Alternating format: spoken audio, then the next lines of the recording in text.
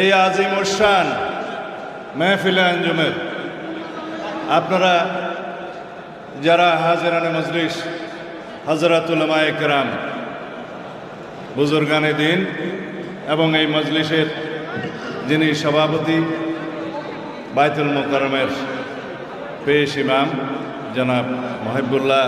বাকি দামাত বারাকাতুহু, এই মজলিসের সম্মানিত প্রধান অতিথি, আমাদের নেতা, বাংলাদেশ জাতীয়তাবাদী দল বিএনপির ভারপ্রাপ্ত চেয়ারম্যান,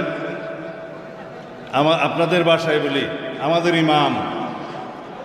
জাতীয় ইমাম জনাব তারেক রহমান দামাত বারাকাতুহু,